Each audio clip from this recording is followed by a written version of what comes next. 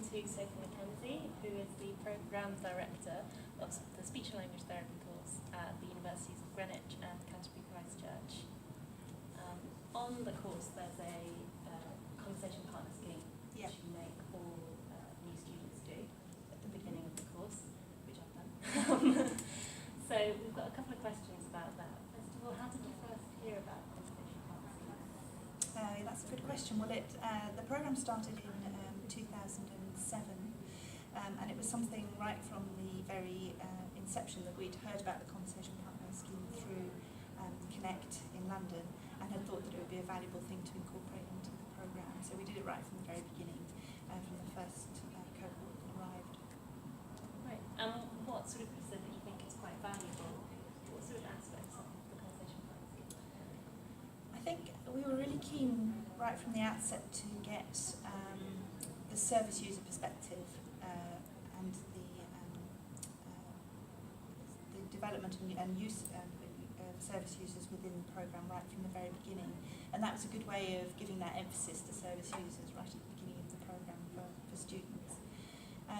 Also, we were keen for students to gain real insight into what it's like to live with a communication impairments and not just learn about the impairments themselves and SLT diagnoses and learn from lectures and from books, but actually to learn from the people who have the communication disorders themselves. And is that part of why you make a student scheme right at the beginning before we've got any academic understanding of aphasia? And I think for other people who are considering becoming a conversation partner, they might think, oh, I don't know anything about stroke. They might think that it's just for speech language therapists. Absolutely. But you said you don't need any. No, I mean, I believe the scheme was set up with volunteers who were from all walks of life. So the fact that our volunteers, if you like, are speech and language therapy students, is just a kind of added bonus. But actually we do ask the students to go in with an open mind. We're not asking them to think about diagnosing their conversation partner in terms of their communication. We're really just wanting them to go in and be a friend to that person with a communication impairment. So to go in, not to go in as a therapist at all, but to go in as a companion. Yeah.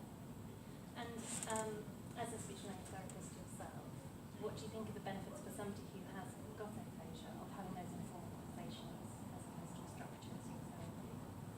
I think there are lots of benefits. I think one is that it's great for somebody who perhaps has been through speech and language therapy to practice some of their strategies, if you like, or to gain confidence in communicating with somebody outside of a therapy session, but trying to maybe generalise some of their communication improvements that they've got through therapy.